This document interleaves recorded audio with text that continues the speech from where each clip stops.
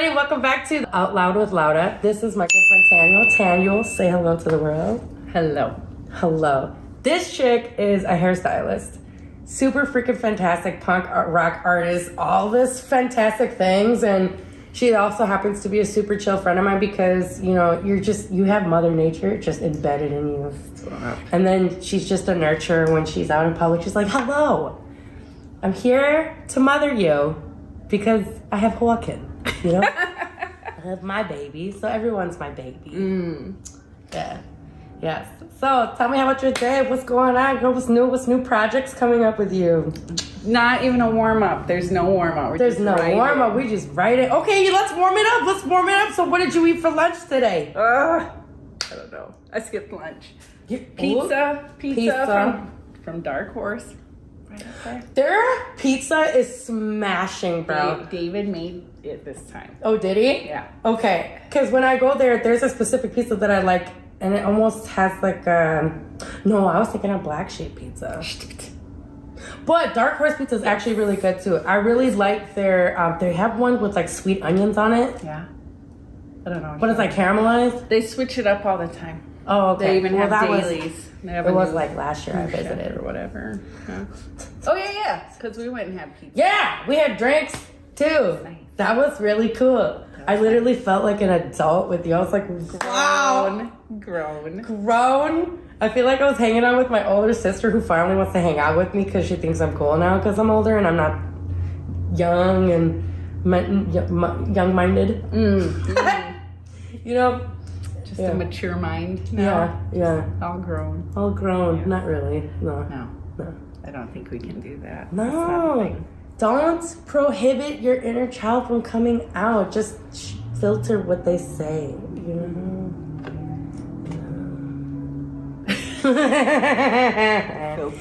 Filter, just, you know. And what I mean by filter is like, you don't have to necessarily be so...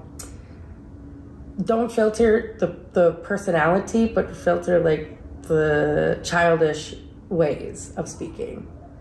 You know what I'm saying? I don't know. I went through a whole life of being trying to be boxed in. Sure. Maybe a little boisterous for a female. Maybe a little too rowdy.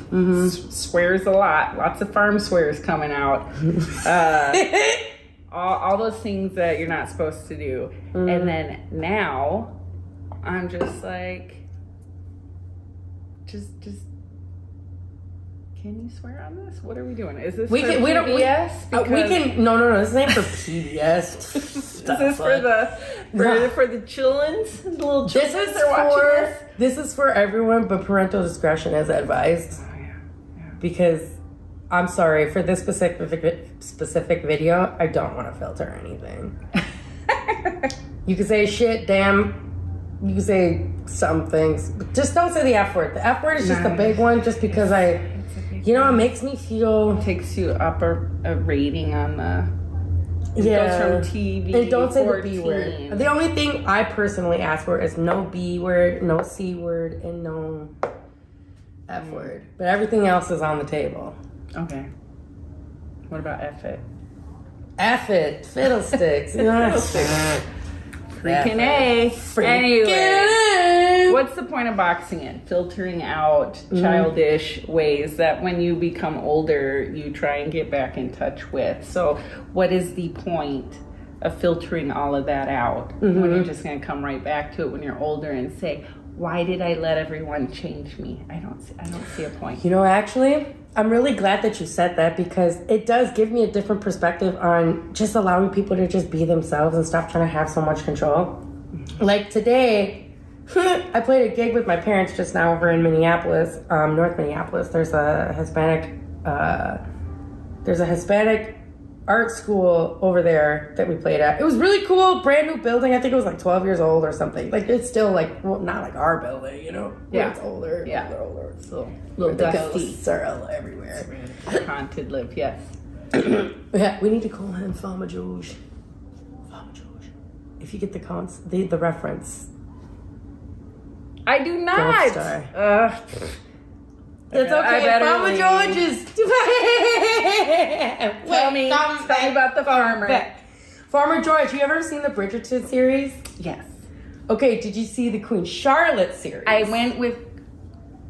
started with Queen Charlotte. Okay. I tried with Bridgerton. I'm sorry.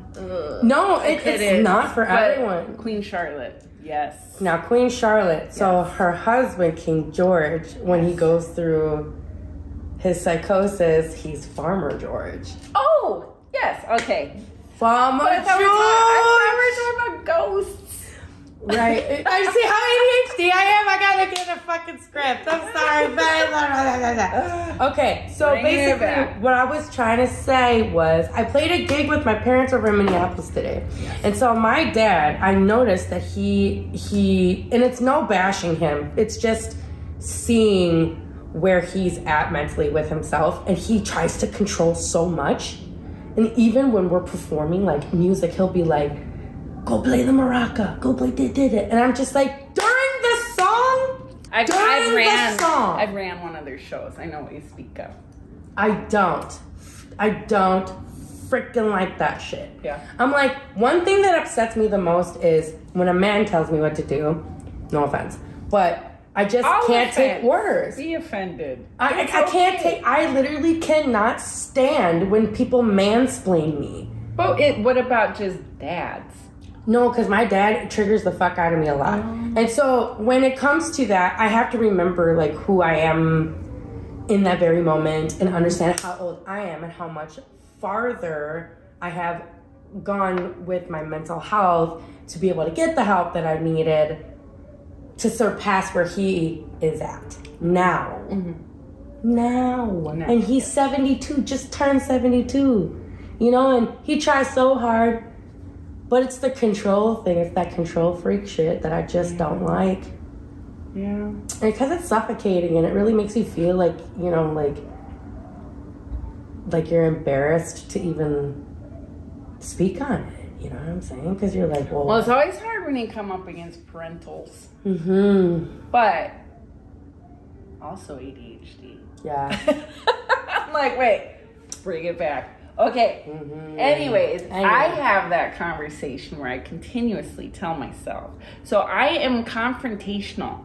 And people are like, whoa, you sure are direct. If it was a dude, no one would say a damn thing. Nothing. So I'm very direct. It throws people for a loop all the time. I didn't understand that. Thought something was up with me. Definitely should move to the East Coast. I would have no problems there. Maybe some Italian, something where you just say things. You don't have. Who's your mother? Who's your mother? You don't have to like eggshells and reading rooms and watching faces and we're laughing now. Oh, you're mad about something. Ooh, what's happening? And then when I'm confrontational with somebody, because it causes anxiety to wait for you to figure out your feelings. And I've already clocked it. I clocked it on your face, and when it happened, and I know what's up, and you're catching up, I have to remind myself, you are not 16. Just say what's up. Quit getting run over, which doesn't happen often, but I still have to say. And that's taken me years to get to this point. Stating boundaries? Boundaries, yes, but also being like not overly nice, and that's a woman thing. Be nice. Stating boundaries, period, point blank. Not taking people's shit, period, point blank. You know? But you can still be understanding. Oh, of course. You don't have to like be a full-on monster about it. Oh, but yeah, it's a dance of stating boundaries and not coming across as... It's definitely a place words that can't be said. Right. But it's definitely a mental place of like where you are at and where you're thriving in your life. Yeah. And I truly believe that when a woman or anyone, it doesn't matter, man, woman, whatever, if you feel like you are completely at one with yourself, meaning you can accept things for what they are and not want to change it because you understand how to actually help it to evolve and not like manipulating it in a sense, but you actually see that this thing or this person or it needs nurturing in a sense of, I'm just fucking... That's a lifelong journey. It is. Where you will always be trying to do that. And then you'll reach a moment where you're saying, oh, I was accepting of this and that and trying to just let that person be that person. But then you'll find out there's something else that you were still kind of micro-controlling or not fully accepting, and then you'll start trying to beat that. It's just until the day you die. Yeah. Just trying. Well, hopefully, if you're not a complete turd, you are always trying to better yourself. Right. And humble yourself. Stop being a Ted. But also... Also, when women are doing cool things, this is tough. I need a bleep button. Cool thing about the bleep button. When it was invented, which I got off of another cool podcast, it actually draws more attention to the fact that you're swearing than if somebody were to just Swear.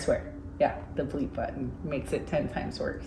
Just don't say the F word, but you can say everything else. Beep, bleep, bleep, beep, beep, beep. You're gonna have to cut and splice and get this all put together to make coherent. I'm gonna be like, this podcast proves the ADHD is real. It exists. Highly, I'm not super into labeling. There's an explanation of behavior, but there's not an excuse for behavior. Right. You want to elaborate on that a little bit? I actually like how you phrased that. Go ahead. Well, label. Everyone's grabbing labels. I've been fighting labels because I grew up in a labeled household. And as an ADHD person, they would box me in. But all the labels that I lived with in the family were bigger monsters, which caused them to say, I can't help it. I have this. That's cool that you are realizing you have been labeled with the Bible of the DSM. But when you learn that, are you getting your tools to figure out how to work with that? Right. Is it a first world problem? Are there other countries that are saying, I can't work because I'm having a mental health day or the day's tough? And I'm not shaming anyone because it is nice to be able to say that. And there are days. Today was a goofy day for sure. I was wondering if there was like a dust in the clouds that were causing people to just be zombie drivers. There was about 6 people that I was like, what are you doing right now? And then I was like, oh, I'm elevated. What are my tools? Because ADHD, you get a little people aren't quick enough, just not quick enough. I had to chill, take a moment, use my tools, not act like a monster. Let people know, hey, I'm a little elevated today. Just so you know. Doesn't mean I'm going around. But yeah, I have a hard time with labels. Now, there are some serious ones, and I deal with those in my family. Huge ones, spinning heads, split Dr. Jekyll, Mr. Hyde stuff.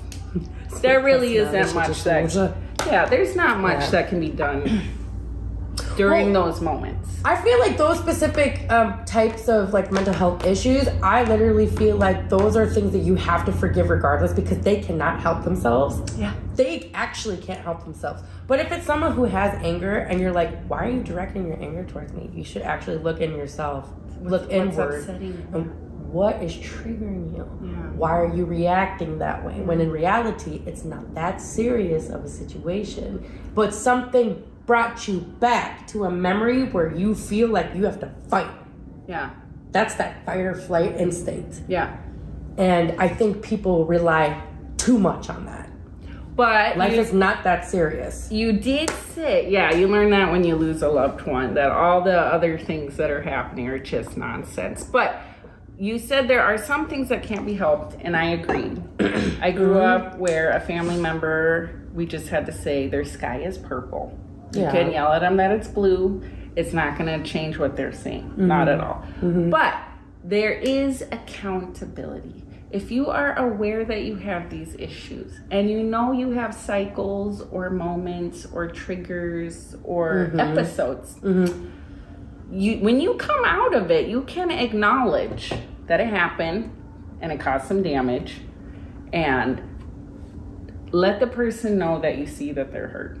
I do struggle with that not being shown. Like I had an episode. I'm sorry you got hurt. I know it doesn't feel good. Thank you for being with me. You know, if that family member could say that It's a very big difference than whatever. I have 17 labels and you have to eat it. I struggle with that. I actually agree with you because there is someone that I know who has major mental health issues, and where they were actually diagnosed with. I am heavy on diagnosed. I know people can pick up the DSM now at Barnes and Noble and they can read it. And no, this person's actually clinically diagnosed. I prefer to get tools out for those that are like talked to a professional, not guessing. Because a lot of things run together. Not self-diagnosis. Yeah. Google. You might be onto something, but then go see a professional because they'll figure out what direction you're really going. So anyways, yes, somebody diagnosed with something. With something very specific, and it is, and I'm trying to steer away from the label because if they are watching, it could be too specific. Yeah. But I'm gonna generalize this as best as I possibly can. But I had a situation with this person where we have bad history, but it wasn't our fault why we have bad history. But you acknowledged. But we acknowledged that that's what happened, and we have no power over it other than to move forward. Well, this person had a freak out in front of me. And I wasn't saying, I was being very mindful because especially recently with mental health, you just don't know who you're going to trigger. And it's just out of common courtesy to be able to just have light conversations with people to keep it light. Because we already have enough sorrows in our life, so why do you want to keep drilling that? You know what I'm saying? So this specific person had like a weird freak out in front of me, and what I did and I said was, hey, that's not okay. It is not okay for you to speak to me in that sense, but I understand mentally where you are at, so I can lay off more and understand that it is not your fault why you're acting that way.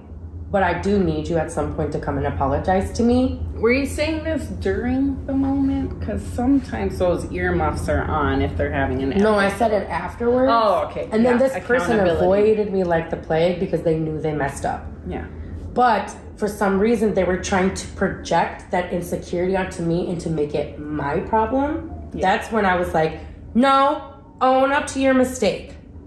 And realize and challenge yourself to expand your mindset outside of your disability and understand that is the disability is going to pull you in different directions. It's going to make you sloppy. It's going to make you emotionally messy. But at least when you know that you have the mess and you've already damage done in front of someone, sure, give them a couple of days off, but you own that moment. Knowing that you have that issue, and you come up to that person and you say, I am so sorry for treating you that way in that sense. I was just triggered by something that had nothing to do with you. Because that would help you, because you leave a spiral of...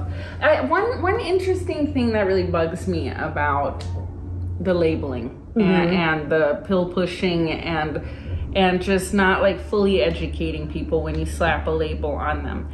When somebody goes in for addiction, which is another disability, they are told, and you have experience with working in this area, they are told toolboxes, reasons why, triggers, trauma, who to avoid, time for healing, and then talking to people that you hurt. I don't truly believe in closure. Sometimes talking to someone you hurt actually causes them more damage. It does. And it's a little selfish. So you need to know who you're talking to. But anyways, the labeling, they don't give them the tools. You have this, and these are the things that can help, and stay away from this, and this can be a trigger, and avoid these areas, and if you have a cycle, maybe hunker down and call your support. They should treat it just like addiction, another mental health. This is my personal opinion. It would help family members and friends and work, and the person that's struggling if they had a full toolbox. It drives me a little crazy because they say you have this, let's do 25 years of therapy, and let's try 17 drugs on you. and Yeah. maybe something will work. Yeah. And that just, it's really frustrating. But accountability, yes. Well, and not during a cycle, not during an episode. Yeah. No, when I've seen, working in the field, I have seen a lot. And I have seen the struggles of addiction. Yeah. And especially because in my own family, I have people who have been in recovery for over 35 years. My father has been in recovery for over 35 years, and he still acts like a dry drunk when he's triggered in the moment of anger. And you can really tell that he is fixated in that moment, like he needs to get all of it out. And you're like, whoa, bro, take a step back. It is not worth being angry like that. Trust me, because it's going to kill you faster than me. Yeah. You know what I mean? And so when I had seen clients in the clinic, and when they would have random outbursts, I would tell them, go out into nature, because we were in front of a bridge. Touch the trees, get in touch with nature that has a different pulse than you. Right. So you know how to be able to calm yourself, to match the energy. Yeah. And it's very important to be able to ground yourself, especially when you're trying to achieve sobriety. And that is the hardest thing, because everywhere is temptation. There's temptation everywhere. But sobriety is sanity.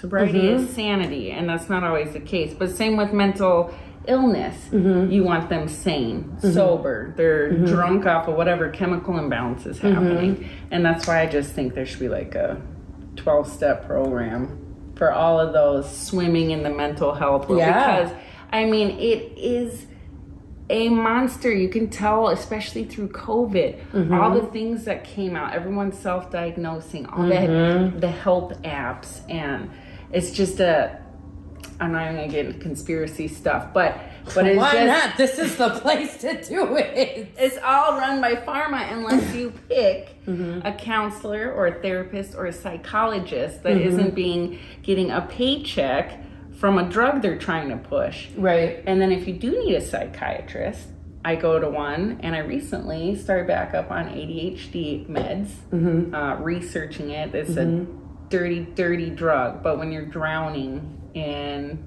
your chemical imbalance, your neurodivergent, whatever the words are nowadays, and it's affecting your world around you, try something. Get help. Don't sink your ship and everyone on it. Hello? Our special guest today is... Are we doing crossovers? I guess. What is your calendar? Well, because I was going to interview person. Let me tell you something about calendars and time blindness. Well, I did message him on Facebook, and I said, hey, can we reschedule? Brother, do you want to come on the set and talk about mental health? Oh, shit, yeah. Yeah. Let's pull up a stool! Come on! Okay. Everyone, welcome Rob to his house. Also, I feel like We're all just hanging out. We're all friends. Right on. How's everybody doing? All right, switching gears. Switching gears. Don't throw them right in the middle. That's sabotage. Rob, tell us about your day. I'm not even like, I was expecting to come in to like warm up before we talk. That's what I said. Like, No Okay. warm up. We're just hitting it. Okay, how about this? Thank you so much for tuning in with me and Tanuel.